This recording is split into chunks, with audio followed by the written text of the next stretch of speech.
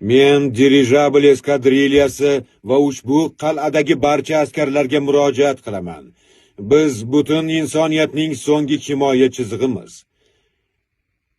Bizning yelkamizdagi mas'uliyatni tasvirlashga til ojiz. Do'stlar, hammasini ko'rdingizmi? Menimcha qalbimizni bergan ishimizning oxiri kelganga o'xshaydi. Axir muhimi foyda yoki daromad emas, balki boshqa odamlarga hurmatdir-ku. Nega? Nima uchun aynan shunday bo'ldi? Hammasi oddiy. Men g'irt ahmoqman. Qudratli kuchni tasodifan qo'lga kiritgan oddiy ahmoqman. Sen yaxshi odamsan, shuning uchun hatto dushmanni ham haq ekanligiga ishontirmoqchimiding, to'g'rimi? Aynan shu sabab Eren bilan oxirigacha bahslashding, shundaymi? Nizolarni yoqtirmaysan. Undan qochish uchun hatto uxlayotgan maxluq bilan gaplashishga ham tayyorsan. Keyinchi yiqilib tushsang, yer titrashi seni chalpak qilib tashlaydi. Seni shundoq ham hamma azoblaydi. Ketsang, hatto buni sezishmaydi ham. Barcha eldiyaliklar yo'l bilan bog'liq. Bu bekorga emas. Ehtimol Emir bu aloqani ataylab yaratgan. U bizdan nimanidir istayapti. Meni boshqa kuchim yo'q. Uyga borishni xohlayman. Muzlik davridagi Sidni ovozini o'xshatib ko'raman.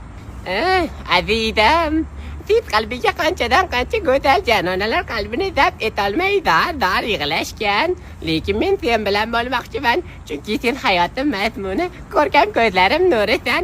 Xo'sh, men bilan turmush qurishga rozimisan? Sidga birinchi bo'lib Elbek Mirzoqitov ovoz berganlar, ikkinchi bo'lib Akmal Soyif ovoz berganlar. Men shunchaki o'xshatib ko'rdim. Qanchalar o'xshaganini kommentariyaga yozib ketinglar. O'xshadimi yo'qmi? Voy, nimaga bunaqa qilding? Bolaligimizdan sevib tomosha qilgan Sohib Jamol va Maxluq multfilmida choynak obrazi bor, to'g'rimi? Bittasida Barno Qodirov ovoz berganlar, yana bitta ovoz esa originalni ko'rsataman. O'zbekiston xalq artisti Saida xonim Rametova. Ustoz ikki og'iz o'sha choynak obrazida. Bolajonim, iltimos qilaman. Xalaqit bermagin. Men hech nima ko'rmadim-ku. Yur, hali oshxonada qiladigan ishlarimiz ko'p. Ustoz rahmat, umringiz uzoq bo'lsin. Sog' bo'ling. Rahmat. Lekin nega meni bag'ringizga bosdingiz? Yana nega menga sen deb murojaat qilyapsiz? Tushunmadim. Boshqa choram bormi? Buni qayerdan bilaman? Balki adashgandirman. Sizni yaxshi ko'raman. Sizni sevaman. Iltimos ketmang. Mana, marhamat. Iltimos soju bersangiz.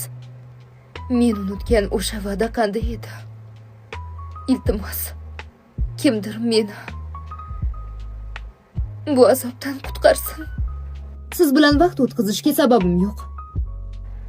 Men harakat qilaman. Bu oson emas, lekin albatta uddalayman. Eski ish tizimiga qaytishni va e'tiborni doimiy tinglovchilarga qaratishni taklif qilaman. Ha, bilaman, meni soyabonim ham yo'q.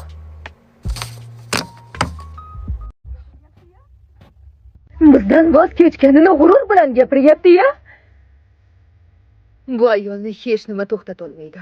Tupurdim o'sha devaga. Xudo jazosini bersin. La'nat senga. Senga la'nat bo'lsin. Senga la'nat bo'lsin. Meni ahmoq qilishga qanday jur'at etding? Ko'zimga qarab aldadingmi? Endi bilib qoldimi? Vannani qasriga yetilgan. Ha. Voy, momuktiyo. Meni aldashga uyalmadingmi? Nomard, yaramas. Nega bunday qilding? Nega bunday qilding? Senga ishongandim. Nega bunday qilding, ablaha? Seni o'ldiraman. Seni yashashga haqqing yo'q. O'chir ovozingni.